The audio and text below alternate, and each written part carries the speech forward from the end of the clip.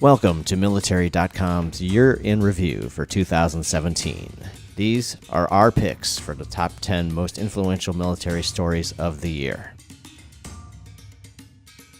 17 sailors were killed this summer when two U.S. Navy destroyers in separate incidents collided with commercial vessels in the Pacific. The first incident occurred on June 17th when the guided missile destroyer USS Fitzgerald struck a Philippine tanker off the coast of Japan, claiming the lives of 7 sailors. The second incident occurred on August 21st when the USS John S. McCain hit a Liberian container ship near the Straits of Malacca, resulting in the deaths of another 10 sailors. The accidents exposed massive training problems and resulted in the firing of a number of leaders in the 7th Fleet, including its commander.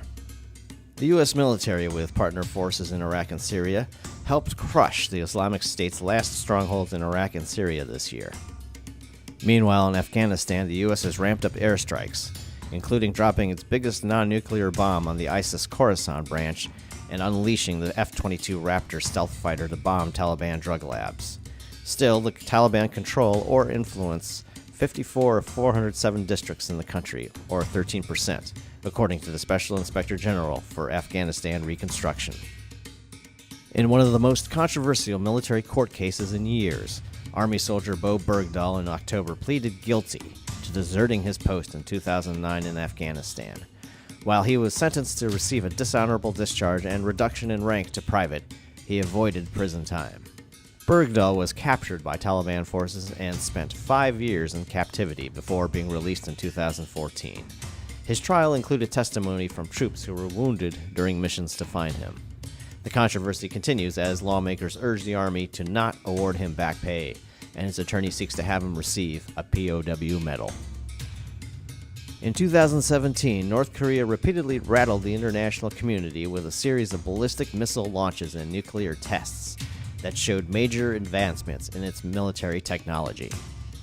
The tests included a hydrogen bomb with a yield of between 100 and 300 kilotons, its largest to date, as well as an ICBM that flew for 50 minutes and reached an altitude of more than 4,000 kilometers, the longest and highest flight yet of any test.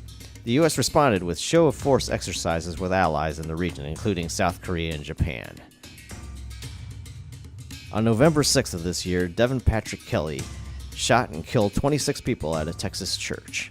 Kelly had previously served in the Air Force but received a bad conduct discharge after being court-martialed for assaulting his wife and child. The Air Force did not forward Kelly's criminal record to the FBI as required by law, and because the agency wasn't aware of his criminal past, he was able to buy an assault rifle-style weapon used in the church shooting. Air Force Secretary Heather Wilson and Chief of Staff General David Goldfein ordered a review of the case to avoid similar lapses in the future. The Air Force's pilot shortage this year climbed to about 2,000 airmen as more service members opted for the better pay and steadier schedules offered by the commercial airline industry. The service has rolled out new initiatives in an effort to keep flyers in uniform, including more flight incentive pay and aviation bonus programs. But the efforts may not be enough to combat a readiness crisis that leaders blame on a high number of missions being carried out by a disproportionately small force.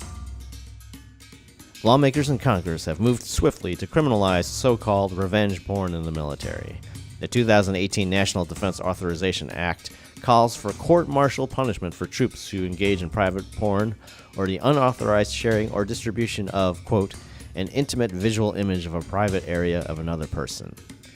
This move comes in the wake of a scandal involving a Facebook page, Marines United, whose members reportedly circulated a hard drive filled with compromising photos of female service members.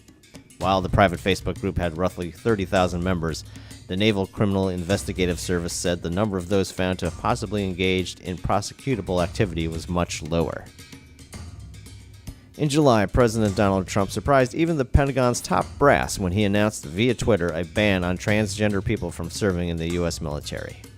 The order was immediately challenged in the courts, which have so far rejected the administration's request to delay transgender enlistments.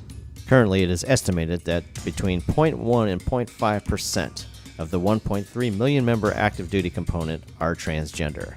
The Defense Department has said the enlistment of transgender recruits will start on January 1st.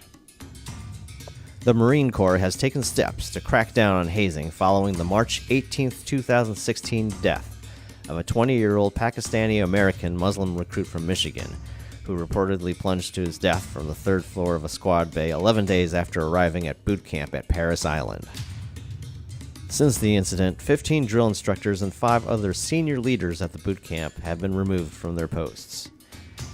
In November, a military jury found Gunnery Sergeant Joseph Felix guilty of abusing and assaulting numerous recruits.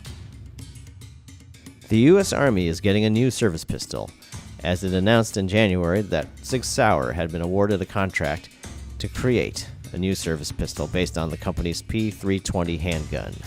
Sig beat out Glock, FN America, and Beretta, the maker of the current M9 9mm service pistol, in a competition for the modular handgun system. Glock protested the Army's decision, but the complaint in June was rejected by the Government Accountability Office, which arbitrates federal contract disputes. The new pistol has already been tested by the 101st Airborne Division at Fort Campbell, Kentucky. Weapons officials plan to issue the service's new sidearm down to the team leader level. To keep up with all of these ongoing stories, as well as all the major news involving the U.S. military, visit us at military.com or follow us on Facebook.